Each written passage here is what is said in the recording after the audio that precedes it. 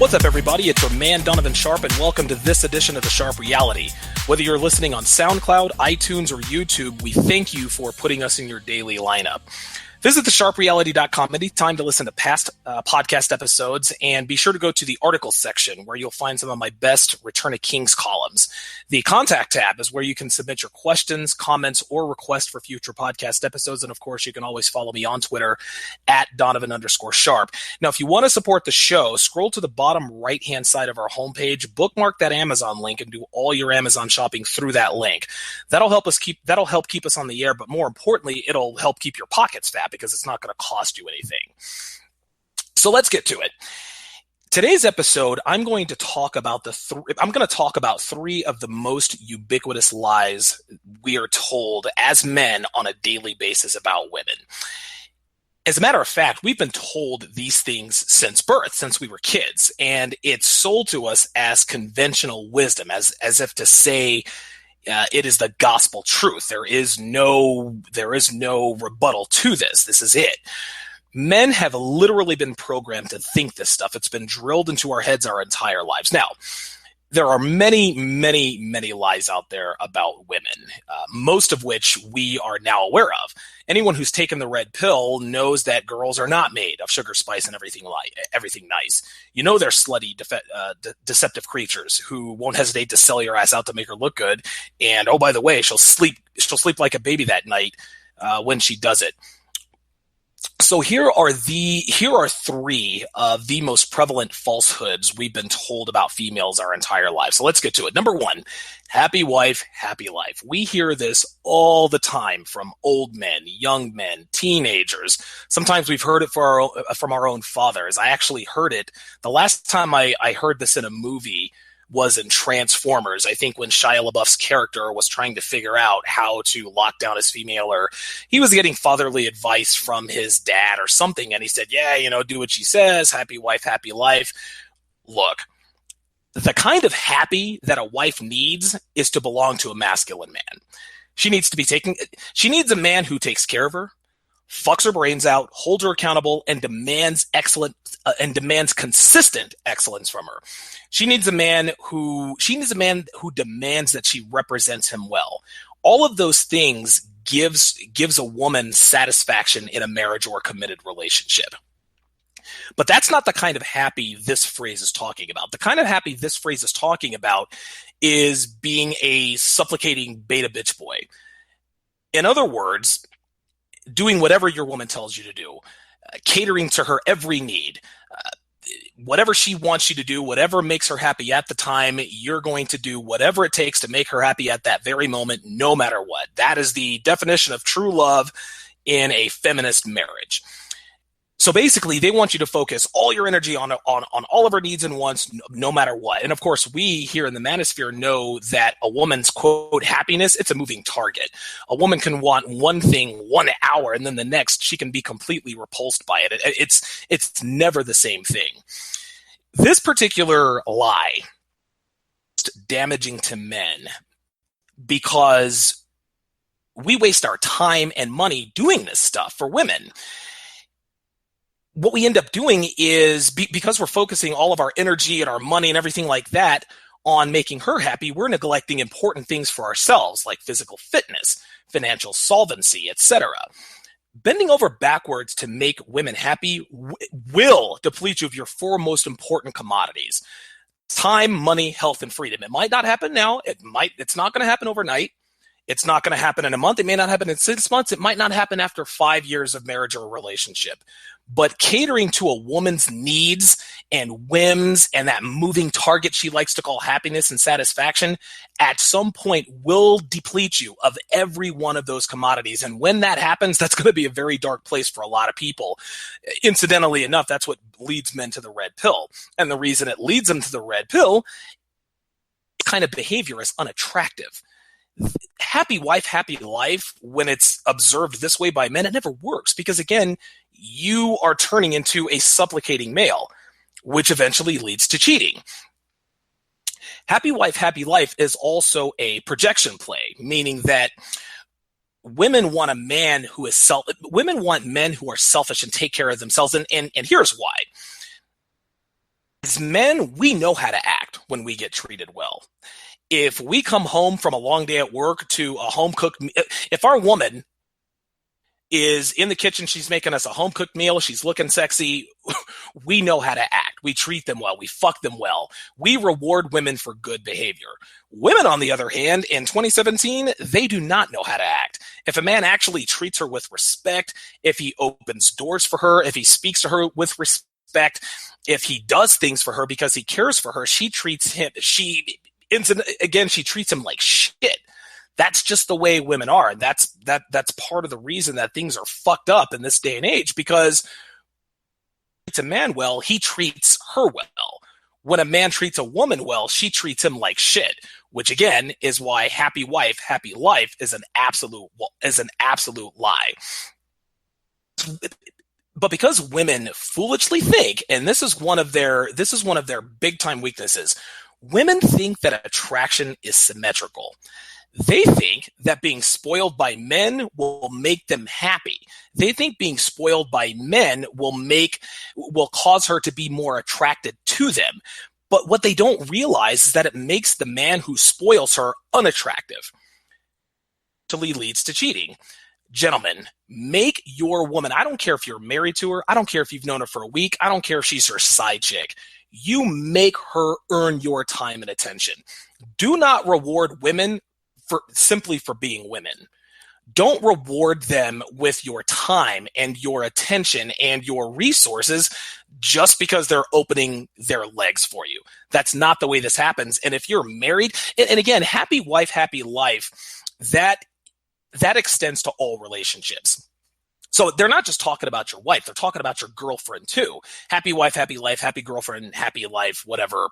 It rhymes, so that's what makes sense. Basically, what this is telling you to do is no matter what the situation, you must always bend over backwards to make sure your woman is happy. And I am here to tell you that absolutely does not work. I did that with my ex-wife. I talked about her in episode 10. Darcy is what we called her.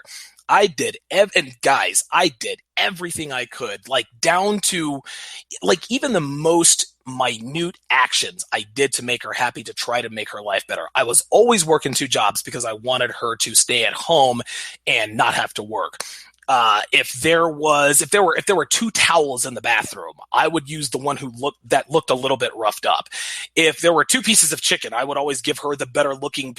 And of course, I did other things, like I would buy her things. I bought her clothes. I did everything this woman wanted me to do. Moved her to Florida because she was a big Jimmy Buffett fan and she wanted to live that beach bum lifestyle. So I bought her we bought a small house on the beach. No matter how much I did for her, no matter what I did to make her happy, in that regard, she was never completely satisfied. What would have made her happy was me holding her accountable, was me being a real man, me grabbing my balls and saying, look, bitch, I'm not having that. You're going to represent me well in public. You're going to suck my cock. You're going to cook my meals. And there are no 2 ways about it. That's what really would have made her happy. So I can personally attest to you guys that based on my life experience, happy wife, happy life is an abject lie. Do not follow this axiom. Number 2. Women age like a fine wine. This is laughably false.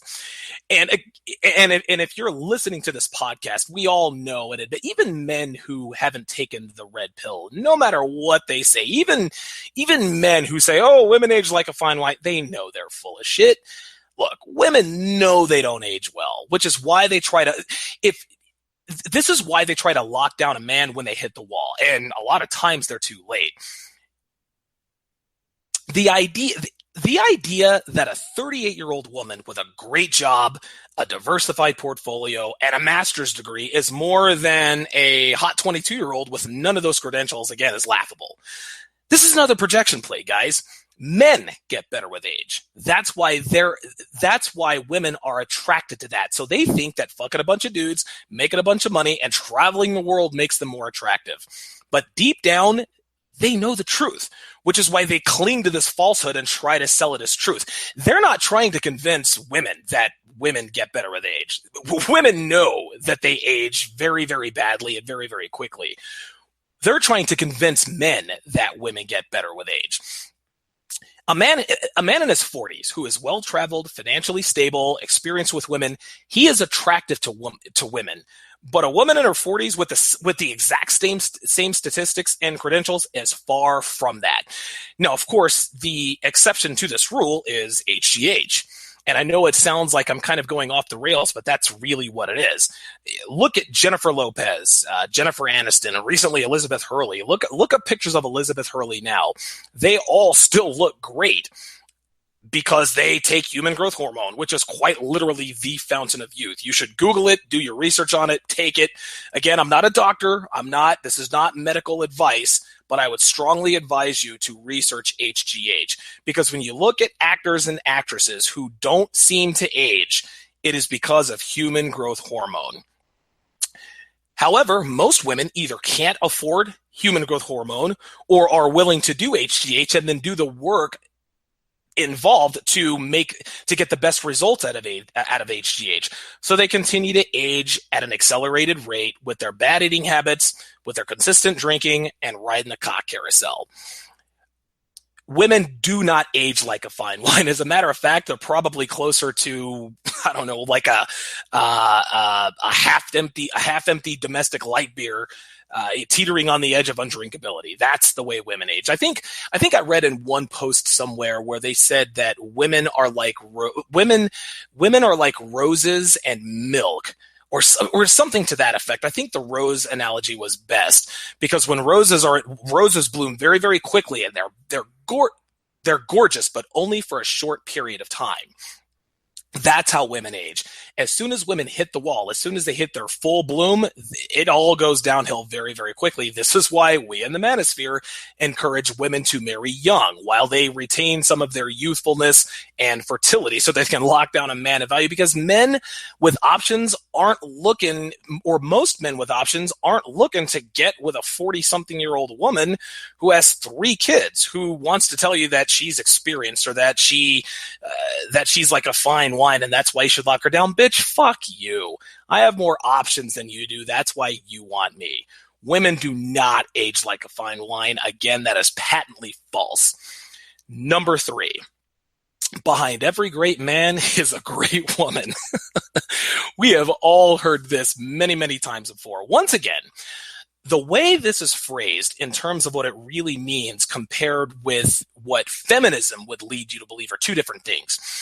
Now, behind a lot of men are women who are beautiful, submissive, supportive, and obedient. They represent their men well in public. That's not what this adage is talking about. It quite literally says that behind every great man is a great woman who got them there. Don't kid yourselves. That's what this is saying. When a woman says, well, behind every great man is a great woman, that's what they're saying to you. Is they're saying to you that a man would not have accomplished what he accomplished without that woman, which is 100% bullshit. Look, all men, we all have what it takes to be successful with or without women. That's just all there is to it.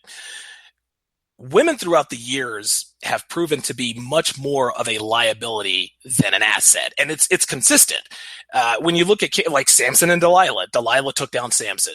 David and Bathsheba, I mean, if we want to go back to the Bible days, even Anakin Skywalker, who, of course, we all know later became Darth Vader, did so because of a fucking woman, Queen Amidala.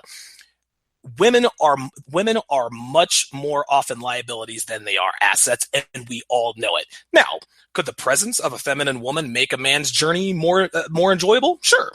You think about guys like Napoleon Bonaparte, Genghis Khan, Julius Caesar's world conquerors. I'm sure it gave these guys an elevated measure of satisfaction, knowing that they had pussy at the ready at all times, of course. But none of these men need a woman for that. That's not how it goes. Now, granted, if a woman, especially now here in 2017, women are more educated than they've ever been in their lives. And this is not to say that every single woman out there doesn't have some sort of marketable skill. If she happens to have agencies in his endeavors, if she happens to know a little bit something about what he's doing in life, she could be of help. Hillary Clinton and Michelle Obama also come to mind, but not in that way. The world wants to give Hillary and Michelle, and I always think about the Clinton and subsequent Obama administrations. Hillary Clinton and Michelle Obama were constantly given credit for the exploits of their husbands. It was always crammed down our throat. Oh, Hillary this, and he wouldn't be anywhere, or Bill wouldn't be anywhere without Hillary. And Michelle Obama is really running look, nobody fucking believes that shit. Michelle Obama wasn't shit before she met Barack. That's all there is to it. Yes, she made his journey more enjoyable. Yes, she is one of the reasons he won the election, because of course we like to see the presentation of a nuclear family, of a traditional nuclear family. This is actually one of the reasons why Sarah Palin was eviscerated by the media back in 2008, because that's not what America wants to see. As liberal a country and as, quote, progressive we want to see, like women in power, as soon as a woman tries to take office or tried to be the vice president, she was eviscerated. Hillary Clinton, much the same way, a little bit differently, but that's just kind of how it was. Men don't need a woman's guidance or wisdom. What we need are their compliance and their body, which, by the way, can be acquired from any woman if a man has game. So behind every great man is not a great woman. Behind every great man is a woman who knows her fucking place behind the man, who accomplishes great things with or without her. Time now for our new segment called Hamster Helpings. What this segment will do is I'll talk about something a woman has said or done or wrote and proceed to sort of poke holes in it, make fun of it, or just kind of shake our heads. Now, for those of you who aren't familiar with the word hamster as it relates to the red pill, it comes from the term rationalization hamster. Hamster or hamstering is something that females engage in on a regular basis to explain away bad behavior or rationalize it in such a way that absolves them of guilt or wrongdoing. For example, a girl says she cheated on her boyfriend because he wasn't paying attention to her needs. The real reason was that she just wanted to be slutty, but she knows that sounds bad. So she, quote, hamstered a story that would make her bad behavior seem necessary or inevitable. You get the idea. Today's hamster helpings comes from Brittany Wong of the Huffington Post, who wrote a piece called 28 Reasons It Pays to Have a Feminist Marriage. And right off the bat, two things jump out to me. First, of course, is the title. Secondly, the cover picture of the article is a white dude kissing a black woman, which we know almost never happened. So right from the jump, this thing reeks of hamster droppings, and we haven't even started reading the article yet. Now, I'm not going to go through all 28, but I will go through the ones that made me laugh, shake my head, or just kind of say out loud, what the fuck? So here we go. Number 5. The number 5 reason that it pays to have a feminist marriage, it says, quote, another reason feminist couples have better sex. Feminist men recognize that a woman's pleasure is just as important to theirs. There's no rolling over and falling asleep prematurely. How rude. Wrong. I talked about this in a previous podcast. Don't pay attention to a woman's fucking needs. The less you pay attention to a woman's needs, the more she'll respect you. The more that she will respect you. 95% of a woman's satisfaction is tied to your satisfaction. So if you're down there licking her pussy for 20 minutes while she sits back and moans and groans, she's losing attraction for you. Fuck that noise. Feminist men who, quote, recognize that a woman's pleasure is just as important as theirs is a man who's about to get cheated on, or what we call in the manosphere, cucked. Fuck that noise. Number 6. It says, while we're on the subject of sex, your partner would never slut shame you for your sexual past. Your sex number is no big deal. Yeah, their sex number is a big deal. And if it wasn't a big deal, females wouldn't divide the real number by 7 to try to make themselves look better. And this is something that I do on a regular basis. Anytime I'm with a girl, whether she's a side chick, girlfriend, or I'm just fucking her casually, whatever the case may be, if a girl that I'm messing with brags about her slutty ways, or she's just kind of flipping about it, I will slut shame that bitch to fucking tears. Abso-fucking-lutely. I mean, I've gone on some pretty raucous verbal tirades, and that quells the behavior fairly quickly. Most girls can't handle it. Most girls never call me again because they know that I recognize them for the sluts that they are. Don't give a fuck. You're not going to sit there in my car or my house or in my presence brag about this guy or that guy you fucked. Fuck that. Slut shame the fuck out of your girl. I don't give a shit. And if she were a real woman, if she really did like you, neither the fuck should she, and she'll stop that bullshit ass behavior. Number 9. It says, quote, a woman's place is anywhere she damn well pleases, and that if you both choose to work, it just means more income. This is one of those falsehoods that a woman's place is anywhere she damn well pleases. That's a feminist marriage. Most women cheat on their husbands with coworkers. Of course they want to go to work because they want to keep their options open. That's easy to say. Number 10, ideologically, your partner believes that a world is a better place when women are empowered. As noted feminist and our favorite singer, Prince Harry, once put it, when women are empowered, they immeasurably improve the lives of everyone around them, their families, their communities, and their countries. It's funny.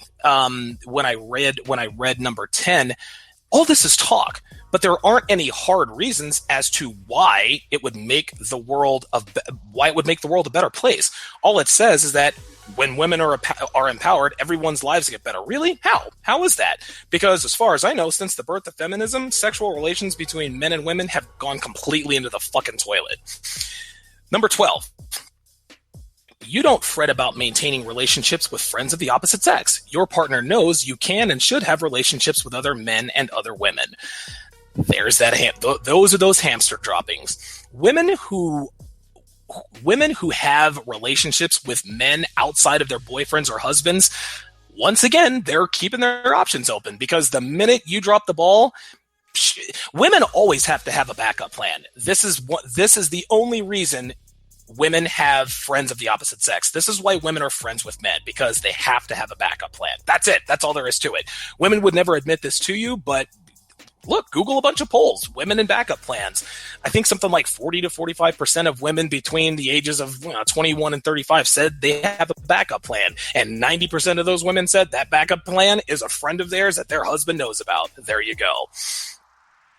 And it says, quote, your partner is proud, not resentful of your career accomplishment. He or she, love the androgyny there, pushes you to accomplish everything you want in life on your own timeline, be it your career, passion projects, or having a family, and then at the end, or all three of them. This is the great feminist lie. Women are led to believe that they can have it all. They can have the career. They can have a family. They can have the 2 SUVs. They can have the big home. That's not how it works. Women and men alike, actually, they only have time for so much in their lives. This is why sex roles are in place. Men are conquerors. We're supposed to go out. We're supposed to build. We're supposed to go out and make money. We're supposed to go and bring home the bacon. Women are supposed to stay home and take care of the children. If women are out competing with men and having these big careers and making all this money, they don't have time for, quote, passion projects or a family. This is why women can't have it all. And this is why women who have careers and families are fucking miserable. It says, it feels so good to be with someone who appreciates your brain just as much as your beauty. Yeah, you just keep telling yourself that. 10 out of 10 men, I don't even have to get into this. That is just, listen, Brittany Wong doesn't even believe that. She doesn't even believe that. That's look, if a woman happens to have a measure of intelligence, that's all well and good, but if she's fat and ugly, we don't give a fuck. The first thing we notice about you is the way you look. I couldn't give two shits if you were as dumb as a box of rocks. If you're hot and you're feminine and you're kind and you do what the fuck I tell you to do, you are far more attractive than some fat slut with a master's degree. Oh, yes, I love you.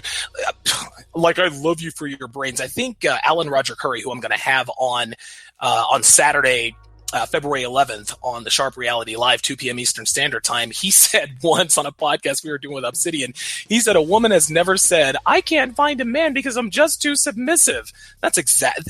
That is exactly what this is saying. Women can say all they want to. It's good to be with someone who appreciates your brain just as much as your beauty. But if they had to choose one or the other, they're choosing beauty every single time. There's no need to bullshit through that. Number 24. Through your relationship, you get to model what a marriage of equals really looks like to your kids. Then number 25 says, but if you were to divorce, you recognize that both partners deserve to have to be in your kids' lives. It's like she already knows that this, quote, equal marriage will lead to divorce. Women know this stuff is bullshit, yet they tout it out there as though they believe it. This is unbelievable. Number 27, your marriage and definition of monogamy can be as traditional or unconventional as you want it to be. Yeah, that's the open marriage bullshit. In other words, she wants to cheat. And the way she'll hamster that is, oh, we're in an unconventional marriage, or we're in an open marriage. Women say this all the time. Any woman who tells you that she was in an open marriage, and I'll talk about this in a podcast that I'll do next week, but I'll give you a little bit of a snippet here. If a woman tells you that she was in an open marriage, the way to poke a hole right in her the way to burst that fucking bubble is say, really, did he have other partners too? Now you've got her in a corner, because if she says he is fucking other women, that makes her look less attractive, because she's thinking that you're thinking, okay, if he's fucking other women, then she must not be attractive. But if she says, no, he's not fucking other women, well, then now you're just a slut who's fucking other dudes while your husband is waiting at home on you. Either or.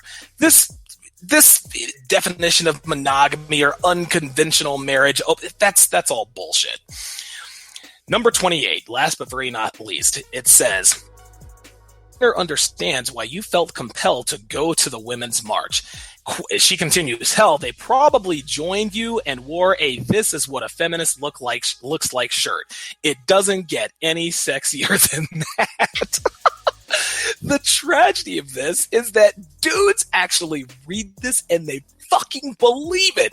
They go to these fucking marches and protests and rallies, and this is what a feminist looks like, for the sole purpose of trying to be attractive to women, and they never get laid. It's unfucking believable. Women are leading men astray with all of this bullshit. There are blue pill betas right now who are reading that article and soaking all of that in and thinking that they should never slut shame their partner, thinking that their woman can have it all, thinking that an equal marriage and expecting divorce and worrying. So that does it for hamster helpings. On the next episode of The Sharpe Reality, I'm going to tell you guys the story about how I narrowly avoided a false domestic violence charge. I fucked around and got caught up with an alcoholic who told me she was pregnant to keep me around when I tried to end it, and she called 911.